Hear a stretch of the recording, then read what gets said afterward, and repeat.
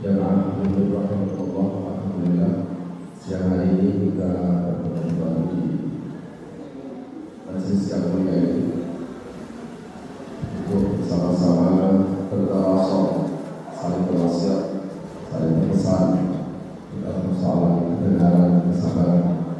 Mudah-mudahan pertemuan ini senantiasa mendapatkan ridho dari Allah Subhanahu wa Ta'ala. Amin ya rabbal alamin.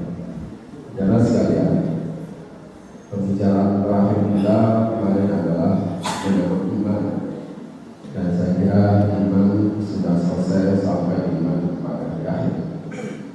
Iman pada Allah dan Qadar tidak secara spesifik saya sampaikan, tapi saya ingin Allah dan Qadar itu dilihat di dalam konteks ketuhanan Allah. Ketuhanan Allah ini kan ada yang bersifat memaksa, ada yang bersifat pilihan. Maksudnya di dalam Al-Quran itu kita mengenal ketentuan Allah. Oh, itu ketentuan Allah itu dalam Al-Quran itu dua istilah, diistilahkan takdir dengan sunnah Allah. Ya, takdir itu ketentuan Allah, sunnah Allah juga ketentuan Allah. Kira-kira ini kapan Bapak harus menggunakan kata takdir dalam konteks ketentuan Allah ini, dan kapan Bapak menggunakan kata sunnah Allah dalam konteks ketentuan Allah? Ini biasanya kalau kita melihat matahari teratur terbit dari timur tenggelam di barat, Bapak sebut apa? Takdir atau sunnah Allah? Sepakat ya? Air yang jatuh dari atas ke bawah, bawah sebut takdir sudah turun.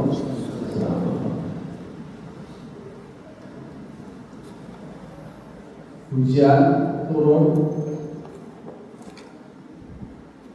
dan kemudian membuat banjir, Bapak sebut takdir sudah turun. Bumi yang Bapak duduk ini dia tenang sehingga Bapak bisa duduk begini, takdir atau sunnah Allah? Kalau punya goyang, takdir. Sekarang kita cek. Ya, ini sekaligus menyikapi corona ini. Kota-kota Tuhan dan kota-kota. Mari kita lihat mana yang benar, takdir atau sunnah Allah. Ini sama ketentuan Allah. Jadi Bapak tadi ya, kalau matahari itu berjalan dengan teratur, Bapak sebut sunnah Allah. Kalau angin ini kemudian berhembus, itu disebut sunnah Allah. Bumi ini kemudian teratur, disebut sunnah Allah. Oke. Kita lihat ayat ini. Oh, pertama saya ingin sampaikan Bapak hafal Yasin yang wasyamsu tajri li mustaqarrin laha. Terus oh ya, zalika taqdirul azizil alim. Terus wal qamara qaddarnahu manazila hatta 'ada al-urjunil qadim. Wasyamsu tajri mustaqarrin laha. Matahari berjalan menurut sejarahnya, terbit di timur, tenggelam di barat. Disebut apa? Sunnah Allah takdir. Bapak sunnah Allah kan Al-Quran bilang zalika taqdir.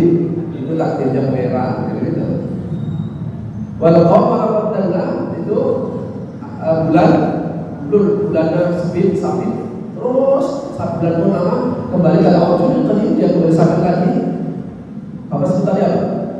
Sunnah Allah. Maka wal qaddarnahu itu kamu takdirkan seperti itu. Oke, saya ini menarik. Makanya saya tulis disertasi saya itu Pak. Sunnah Allah dalam Quran.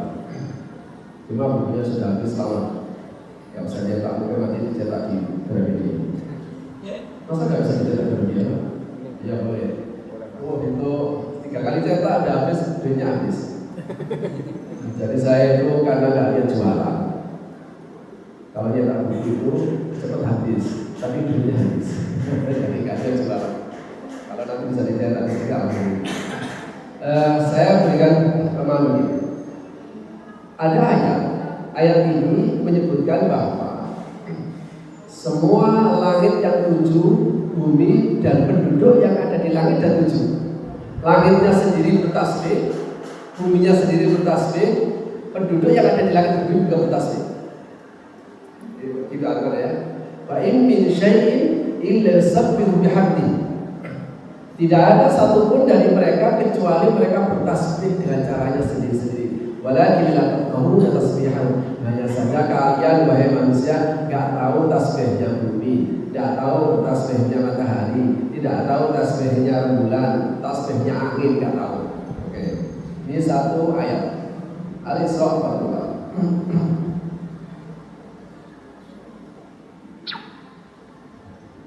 Al-Hajj 18.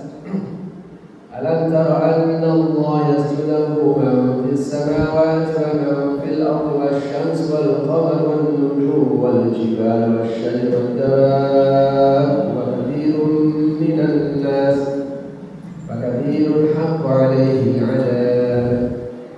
Tidakkah kau tahu bahwa siapa saja yang ada di langit dan siapa yang di bumi bersujud pada Allah?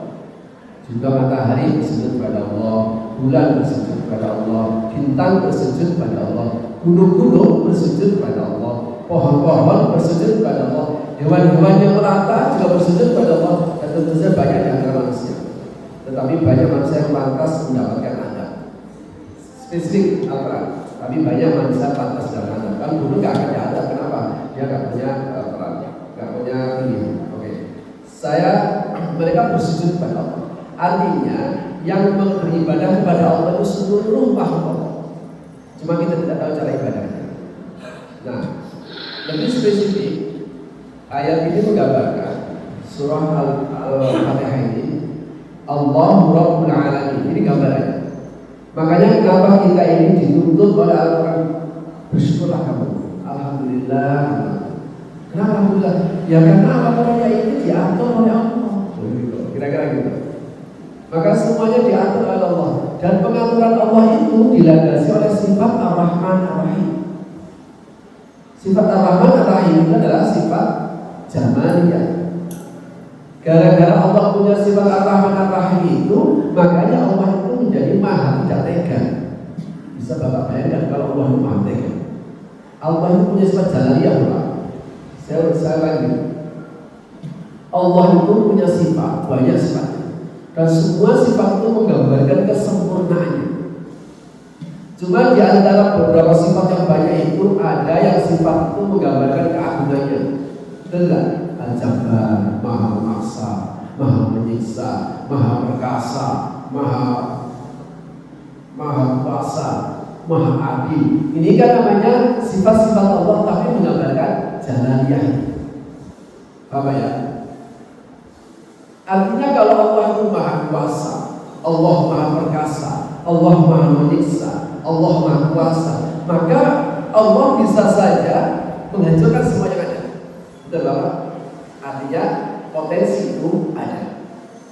Makanya diungkapkan di dalam surah Al-An'am, Qul huwal qadiru ala an yab'atha 'alaikum 'adaban min fawqikum aw min tahti arjulikum aw yalbisakum syi'an wa yudhiqa ba'dakum ba'sa. Allah yang maha kuasa itu, bilang Muhammad, bilang ya Rasulullah, bilang sama orang, Allah yang maha kuasa itu bisa saja menurunkan azab dari langit, bisa saja, berpotensi ya, bisa saja menurunkan azab dari bumi, bisa saja menghancurkan kalian karena diserang oleh kelompok yang lain. Allah mampu karena Allah maha kuasa. Artinya Allah dengan kemahakuasaannya itu, kemahakuasaan Allah akan berpotensi untuk menghancurkan segala yang ada ini. Oke, satu hal yang lain. Tapi Bapak harus sadar bahwa Allah juga punya sifat yang lain. Yang sifat itu menggambarkan keindahannya, yang menggambarkan kelembutannya, yang di dalam istilah agama disebut jamaliyah. Sebut saja Ar-Rahman, Ar-Rahim, Maha Pengasih, Maha Pengasih, Al-Latif, Asy-Syakur, Al-Ghafur, Al-Afu. Wah, itu banyak. Ada sifat-sifat yang menggambar sifat jamaliyah. Ini informasi dari Al-Quran. Sekarang saya tanya pada Bapak, dari kedua sifat baik jalaliyah dan jamaliyah, Ini pertanyaannya, mana yang berpotensi, mana yang benar-benar sudah wujud? Jadi sifat Allah tadi itu, apa yang sekarang kita terjadi di bumi ini selama hidup ini adalah cerminan sifat-sifat Allah, baik jamaliyah maupun jalaliyah. Saya tanya lagi, mana di antara dua sifat ini? Sifat yang menggambarkan kebesarannya atau sifat yang menggambarkan keindahannya? Mana sesungguhnya yang berpotensi, mana yang sesungguhnya wujud terus-menerus sehingga kita bisa menikmati? Pasti sifat jamaliyah. Buktinya apa? Bapak bisa duduk tenang. Betul gak Pak? Iya. Sekarang Bapak bisa duduk tenang dan bisa nyaman begini karena Allah menunjukkan sifat jamaliyah. Apa buktinya? Bumi tidak goyah, udara tetap bersuplai. Yang di langit itu berpotensi jadi kita, Pak. Seperti atap. Bapak terancam sama di sini dengan atap ini. Kenapa Bapak kok berani di kursi? Padahal atap itu bisa jatuh. Kalau kuat, loh begitu. Karena Bapak percaya, karena yang dibikin itu kuat. Apalagi Tuhan Yang Maha Perkasa pasti lebih kuat lagi daripada insinyur ini. Ini namanya sifat jalaliyah itu memang akan wujud, tapi hanya potensi. Karena berpotensi maka bumi bisa goyah. Karena berpotensi gunung itu bisa goyah. Karena berpotensi angin itu bisa jadi angin Yesus, berpotensi. Tapi yang selama ini kita rasakan setiap hari itu adalah wujud dari sifat jamaliyahnya. Betul ya? Iya, kita bisa bernafas, kita bisa beraktivitas. Lebih bersyukur lagi itu. Meskipun semua makhluk Allah itu mengabdi dan bersujud kepada Allah, tapi ada satu karakteristik yang sangat berbeda, sangat bertentangan. Maksudnya begini, kalau manusia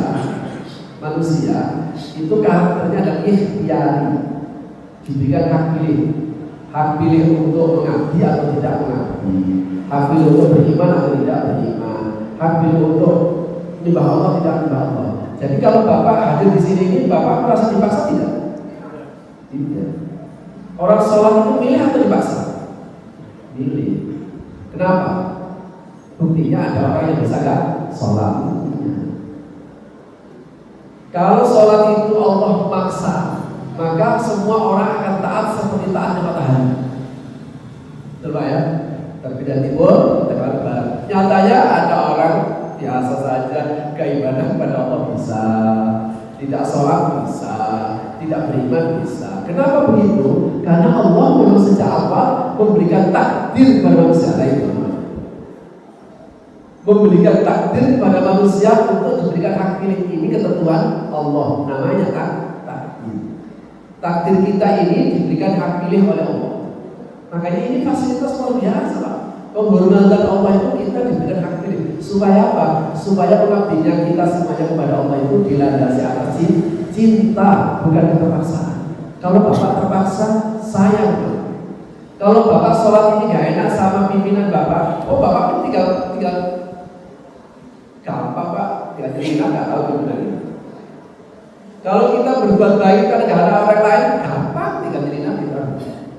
Nah, cuma karena manusia itu takdirnya sejak awal diberikan ikhtiyari, diberi hak pilih, makanya manusia menjadi makhluk yang bertanggung jawab. Itu konsekuensi karena diberi hak pilih, ya gitu.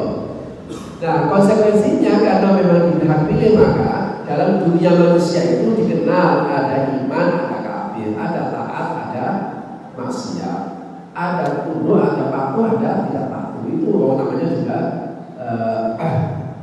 hak pilih. Beda dengan alam Pak. Alam raya ini takdirnya, ini namanya takdir. Ketentuan Allah yang tidak bisa ditolak.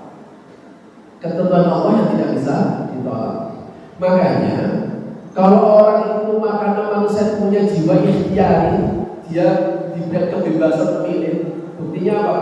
SMA itu, anak SMA kan biasa seragam banyak.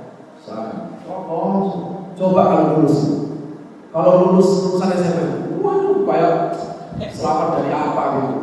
Kenapa? Karena dia merasa selama ini dibungkung oleh sebuah aturan. Kamu harus hitam, kamu harus begitu. Makanya ketika lulus, dilempar, coret-coret kenapa?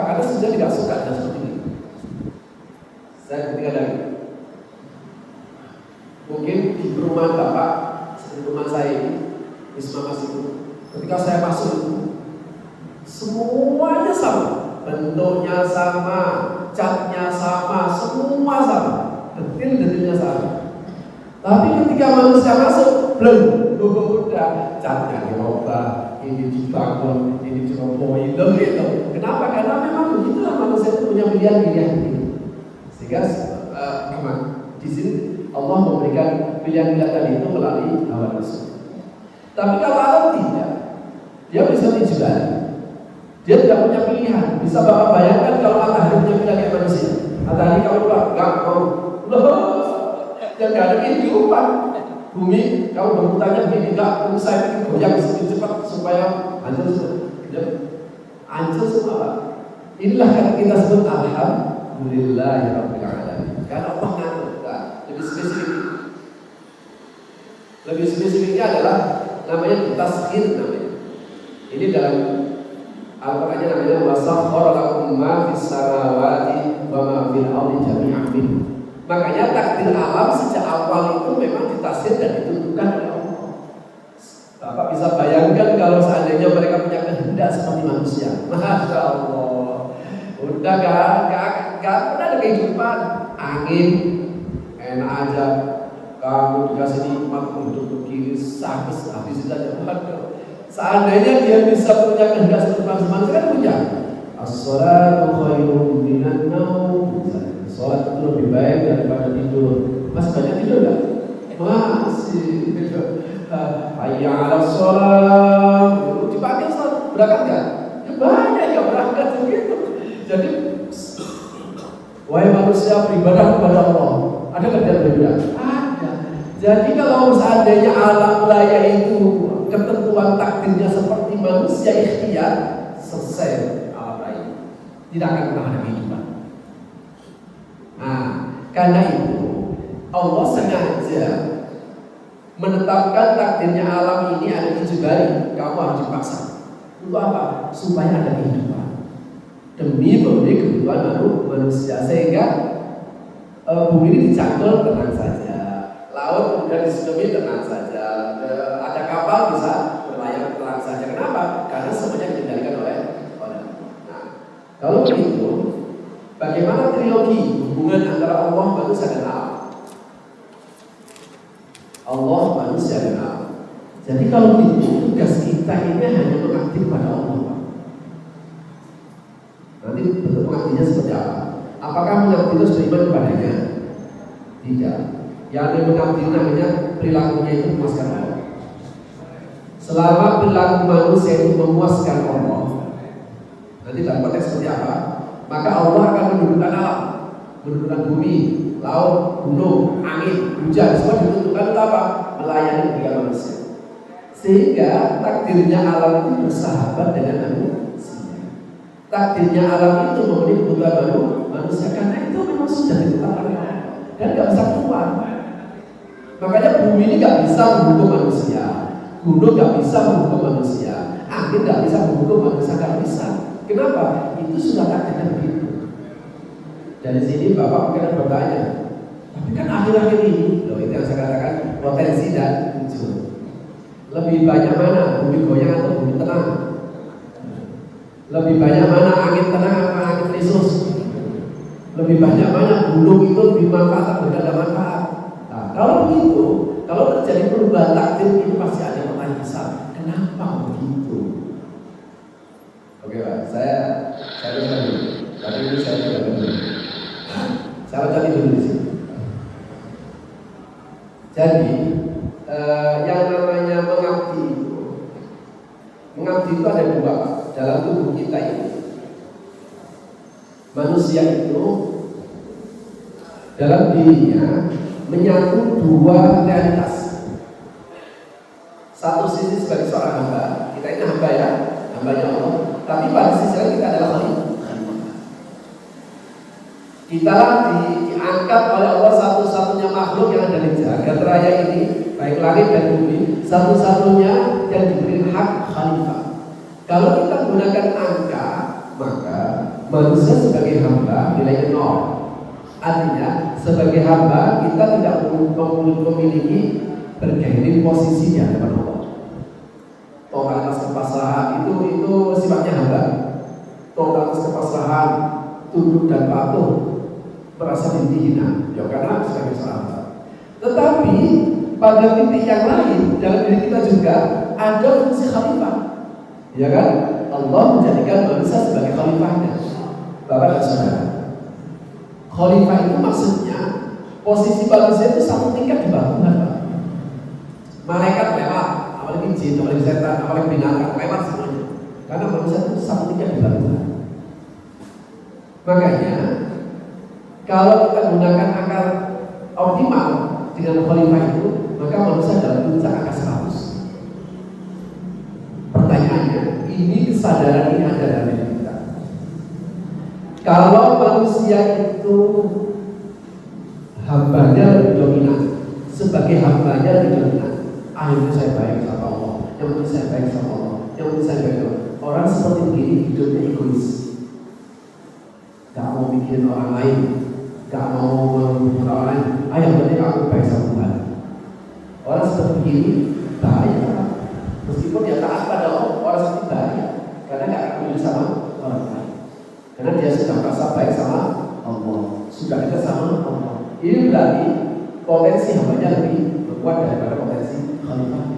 Sebaliknya, kalau orang itu potensi khalifahnya lebih kuat, apa yang terjadi?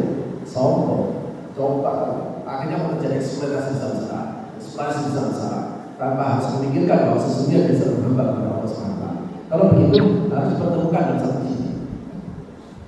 Dua potensi itu harus berjalan secara seimbang. Pada saat kita sedang menjalankan ibadah, kita sadar bahwa kita adalah khalifah untuk berbuat kepada orang lain. Ketika kita menjalankan tugas hidup kita sebagai khalifah, kita sadar bahwa kita adalah hamba Allah yang mempertanggungjawabkan kepada Allah Subhanahu wa taala. Sebagai khalifah, manusia bagikan cerminan Allah dalam mengatur alam. Dalam inilah seharusnya manusia menyadari dirinya tetap seorang hamba agar tidak merasa sebagai malik atau penguasa, baik hubungannya dengan sesama maupun dengan alam raya. Jika kesadaran sebagai hamba hilang, maka keberadaan manusia akan menjadi ancaman bagi kehidupan manusia yang lain. Oke, itu manusia. Saya kembalikan pada alam semesta, alam raya.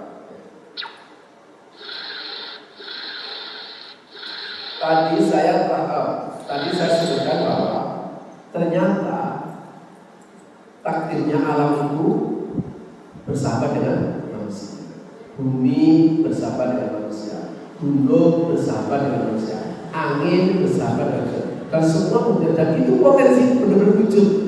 Puluhan tahun orang hidup diberikan manfaat oleh bumi, puluhan tahun hidup diberikan manfaat oleh angin, diberi manfaat oleh gunung, puluhan tahun.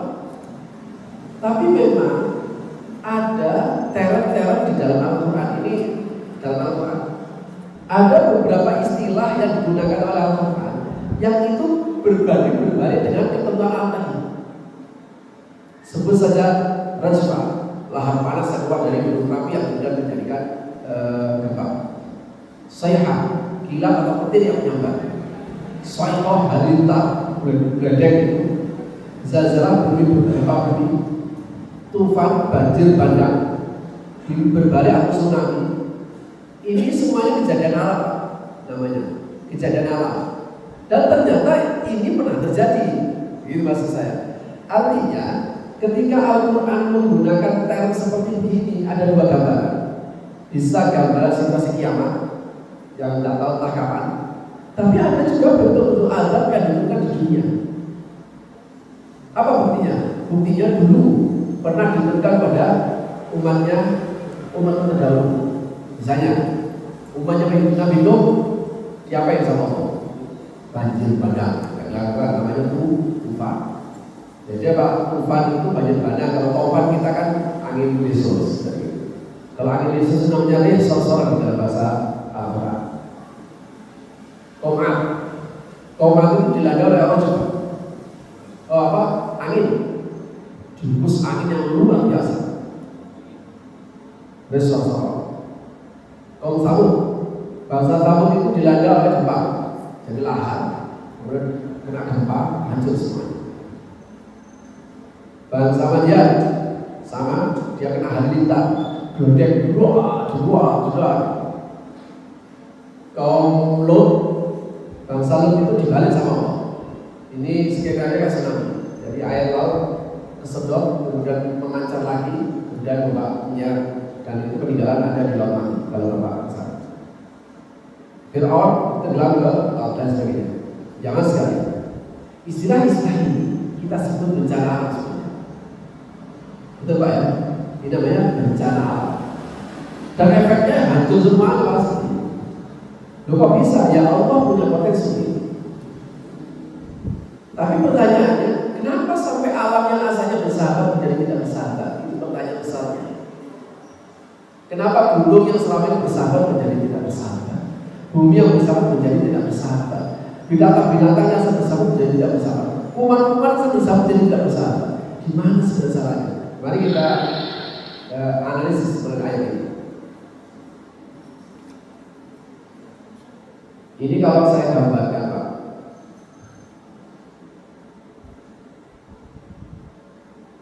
ini harus saya gambar begini maksud saya ini ayat 45 ya tadi.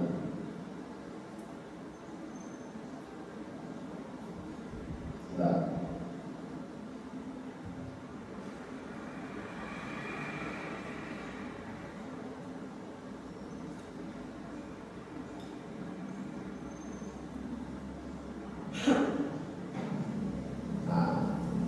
Supaya clear juga ini ya. Bahwa Allah itu tidak pernah tidur. Ayat 45. Saya ingin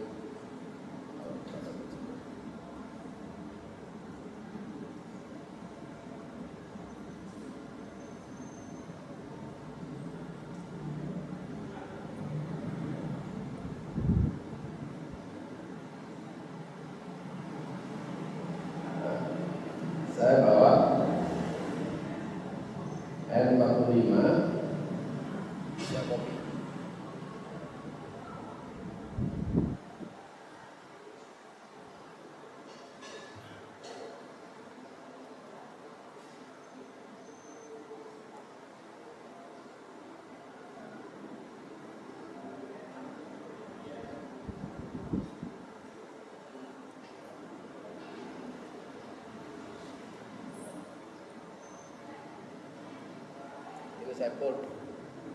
Saya besarin bentuknya.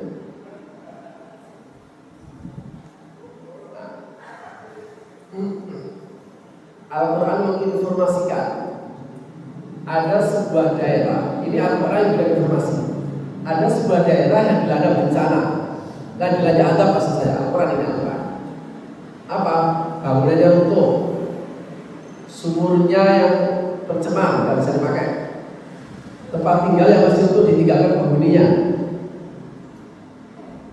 Ini informasi Al-Quran. Menurut Al-Quran itu daerah yang habis terkena azab. Menurut Al-Quran. Kalau seandainya informasi yang sama, tapi ini dibawa oleh koran, berita di koran, majalah, TV, kira-kira daerah itu terkena apa? Habis dilanda bencana. Betul tidak ya? Tempatnya runtuh, waduh berapa di sana Pak? Benar-benar bencana luar biasa Pak. Bangunannya, sumur-sumur tercemar nggak bisa dipakai. Ya semua ya ada bangunan-bangunnya retak-retak sudah kosong-kosong jadi lalu. Kalau yang memberitakan koran kita sebut bencana. Kalau yang memberitakan Quran kita sebut azab. Kalau begitu bencana alam itu kalau kita gunakan logika ini, bencana alam menurut Al-Quran adalah azab. Logikanya sama Pak, peristiwanya sama, yang bawa beda. Ya, peristiwanya sama, yang membawa beda. Kalau yang membawa Al-Quran itu disebut azab. Kalau yang membawa koran, majalah, TV disebut bencana alam. Kalau begitu bencana alam dan azabnya hakikatnya sama. Kenapa? Karena tadi kita jelaskan alam raya ini takdirnya melayani. Alam raya ini takdirnya nggak mungkin menghukum manusia. Sekarang pertanyaan besar, kenapa alam raya ini kok kemudian hukum manusia? Ini Allah menghendaki atau gimana? Loh, itu pertanyaannya. Kalau seandainya Allah menghendaki, kehendak Allah tadi itu takdir atau sudah Allah? Ya di situ pertanyaan. Mari kita lihat di sini. Di sini ada kalimat.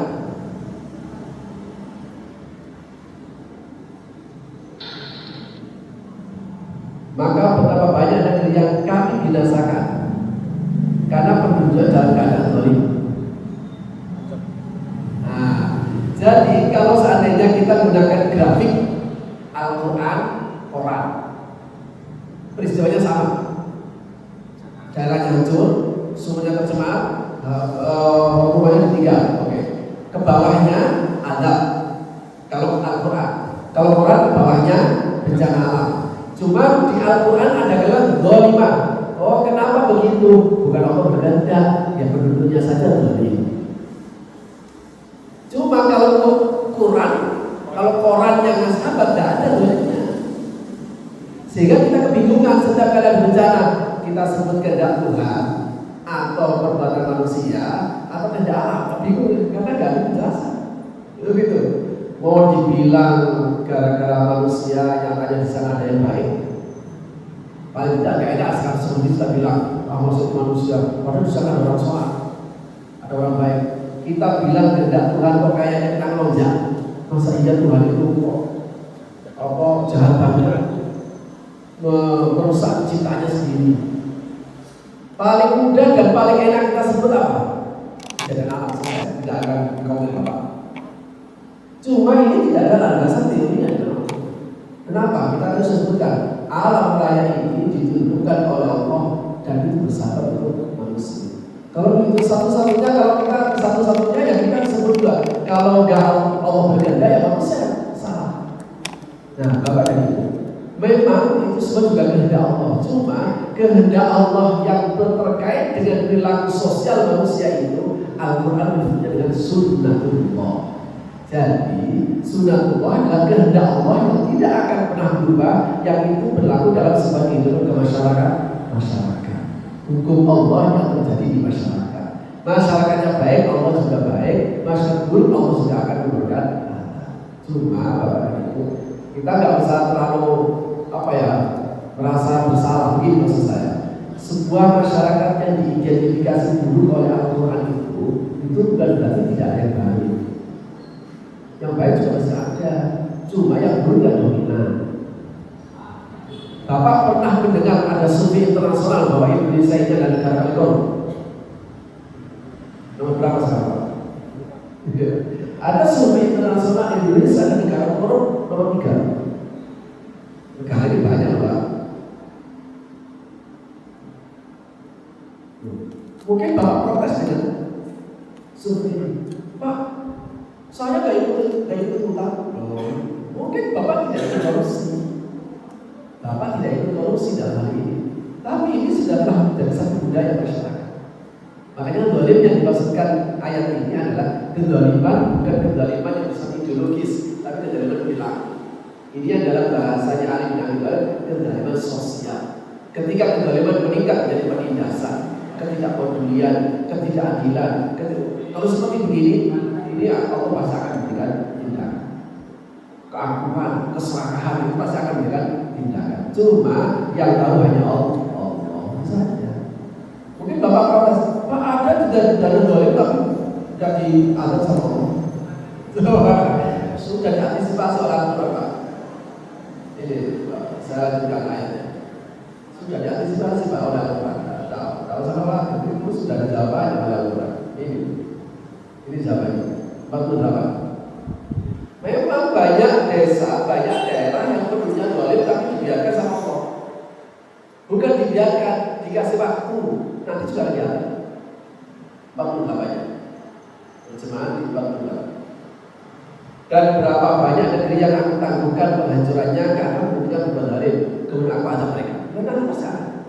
Kenapa begitu? Karena kehancuran sebuah negeri yang Allah berikan azab itu sudah dalam ketentuan Allah yang dalam bahasa Al-Quran namanya kitabun ma'lum.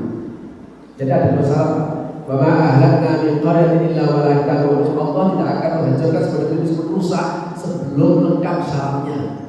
Kerusakannya sudah sampai 100% menurut Allah. Kita tidak tahu.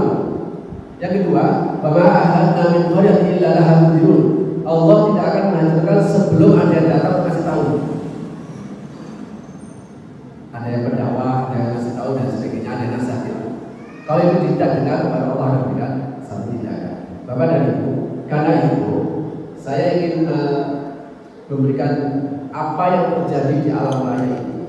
Itu sesungguhnya menggambarkan sifat-sifat Allah yang jalaniyah dan zamaniyah.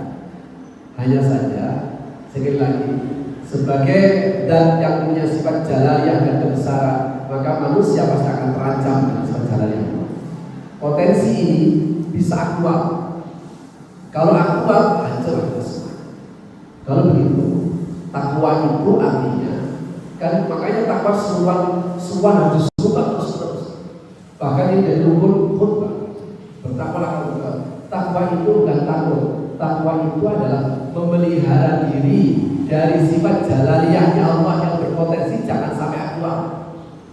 Tadi ya. Memelihara diri dari sifat jalaniyahnya Allah jangan sampai aktual. Biarkan dia berpotensi saja. Melalui apa? Melalui sifat jamaliyahnya Allah. Bagaimana sifat jamaliyah terus yang berpotensi memberikan kehidupan kita.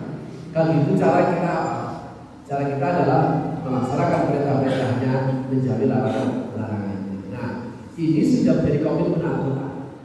Inna rahmatallah qaribun minal muslimin. Rahmat Allah akan senantiasa dilimpahkan, diberikan dekat dengan orang-orang yang senantiasa mengembangkan sifat kebajikan. Cuma kalau hukum Allah yang sunnah belum terjadi di masyarakat, maka semuanya akan kena dan tidak ada satupun yang bisa dibedakan dalam hal ini. Jadi artinya yang terkena efek dari sebuah bencana alam itu tidak selalu yang melakukan, tidak selalu yang berbuat. Bisa saya berbuat ada di mana, tetapi itulah menunjukkan bahwa hukum dunia seperti ini.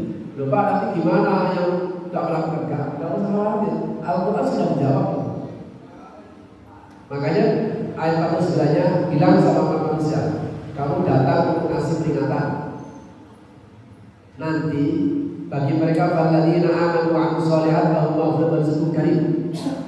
Kalau orang itu berbuat beriman dan beramal soleh, tidak usah khawatir. Meskipun terkena bencana dan mati, dia tetap mendapatkan surga. Loh gitu. Jangan kemudian kita berusaha secara keras tidak pastilah. Tapi waladzina sa'u bi ayatin ajizin mereka surga. Tapi kalau dulu dia itu melawan Allah dengan apa itu mu'ajizin, dia menganggap ayat-ayat Allah, ya dia akan mendapatkan balasan di akhirat. Jadi kalau hukum dunia tidak bisa dipilih-pilih Pak.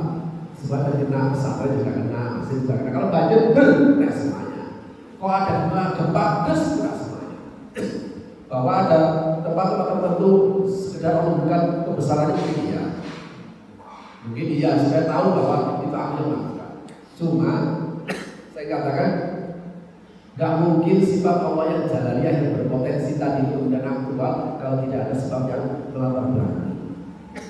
Ini ditegaskan oleh Al-Quran di dalam surah Hud ayat 117. Wa ma kana rabbuka liyuhlikal qura bidzulmi wa ahliha muslimun. Tuhanmu tidak mungkin menghancurkan satu kawasan, satu negeri tanpa salah, tanpa kezaliman sebelumnya, tanpa alasan yang benar. Wa ahliha muslimun, sementara penduduknya selalu baik dan bagus dengan masyarakat. Secara sosial baik. Jangan sekalian, ini perlu saya sampaikan. Mudah-mudahan kita tidak terlalu berlebihan. Corona itu bagian dari makhluknya Allah. Itu kan bagian dari makhluknya Allah. Kamu usah khawatir. Kalau itu sudah dikendalikan sama Allah. Ketentuan-ketentuan Allah itu akan berlaku di masyarakat. Yang penting kita baik. Allah juga akan baik. Itulah maknanya waladajid sunnah tabila, waladajid sunnah tabila. Kamu tidak akan temukan sunnah Allah itu berubah dan berpindah. Maksudnya apa? Allah tidak mungkin menimpakan itu kepada sebuah masyarakat yang tidak berhak, dan Allah tidak mungkin memindahkan yang asalnya dapat adab dapat rahmat karena tidak ada. Kita nggak bisa meragukan Allah. Itu maksudnya Anda tidak perlu usah meragukan Allah. Kerja Anda dengan tenang. ibadah nggak usah pakai borong, gitu. Nggak usah berlebihan begitu. Biasa saja kita punya Allah. Allah akan menjaga semuanya. Terima kasih. Saya kira itu saya sampaikan ini mudah-mudahan terangkan dan bermanfaatnya. Ada Allah yang baik.